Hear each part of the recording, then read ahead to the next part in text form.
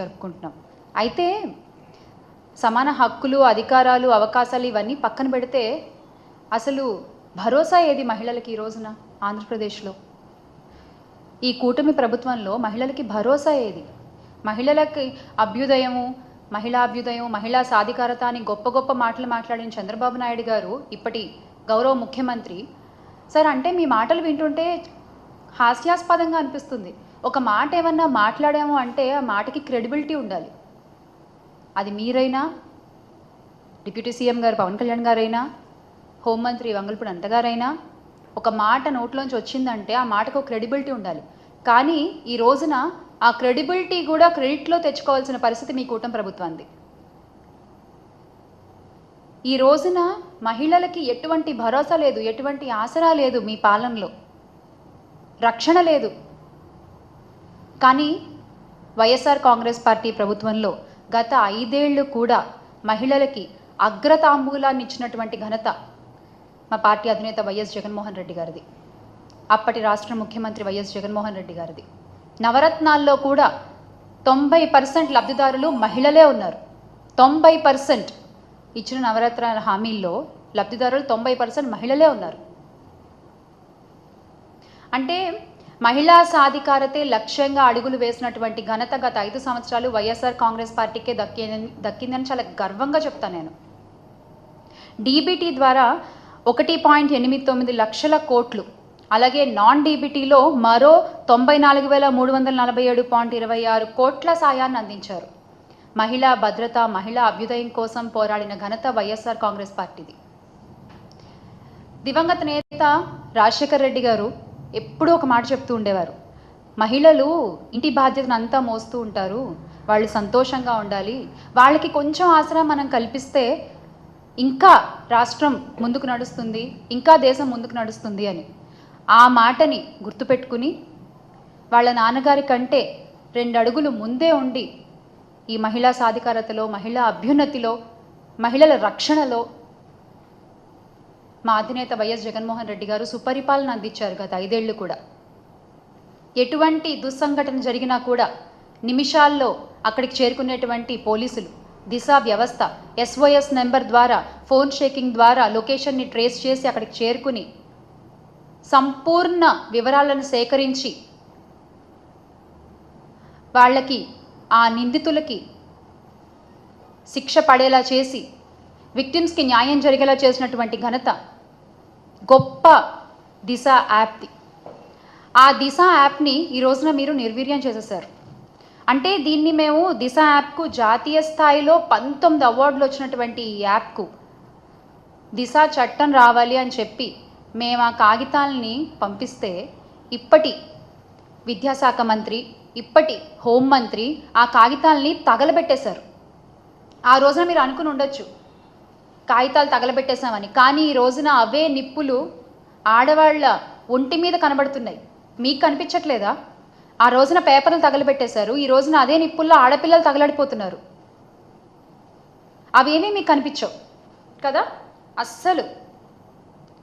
అంటే మీది ఈ మహిళా భద్రత విషయంలో మీ కూటమి ప్రభుత్వం ఫెయిల్ అయింది అని మీ మంత్రి గారే, ఉప ముఖ్యమంత్రి గారు, గౌరవనీయ పవన్ కళ్యాణ్ గారే ఒప్పుకున్నారు. Yes, we fail to protect our women in AP అని ఆయనే ఒప్పుకున్నారు. ఇకపోతే అనిత గారు గత ఏడాది జూన్ నుంచి జనవరి మధ్య నెలల్లో కూటమి పాలనలో మహిళలపై నేరాలకు సంబంధించి 16,809 కేసులు నమోదైనట్లు శాసనసభలో ఆవిడే వెల్లడించారు.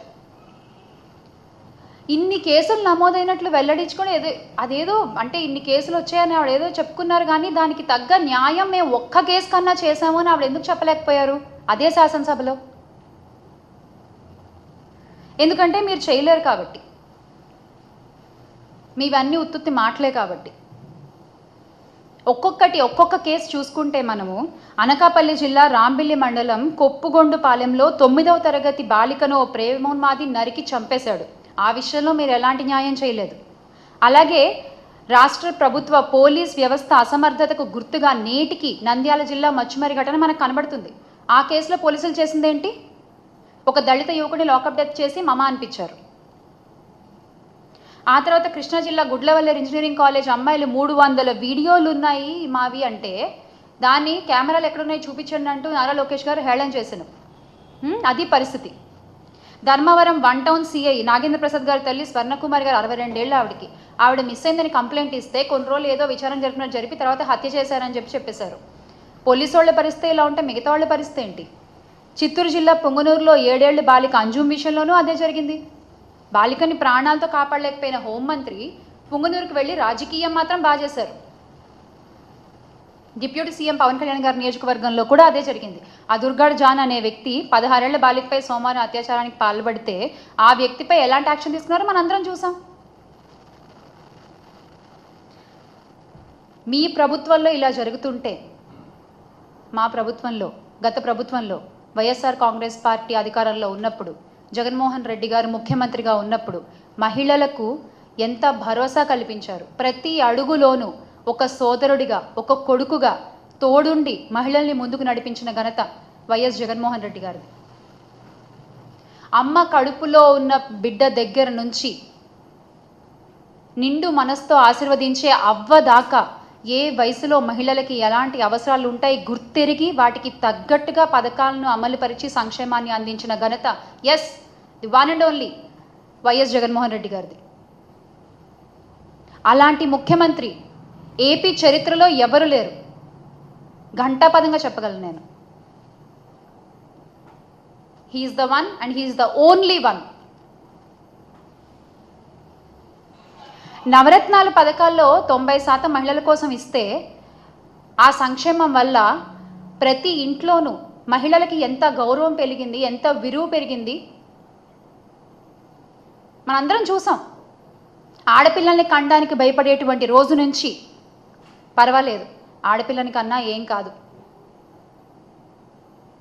ఆసరాతో 5,000 దగ్గర నుంచి మొదలు పెడితే, స్కూల్కి పంపిస్తే అమ్మఒడి పేరుతో డబ్బులు వస్తాయి ఆ తల్లి అకౌంట్లోకి, ఆడపిల్లని చదివించవచ్చు.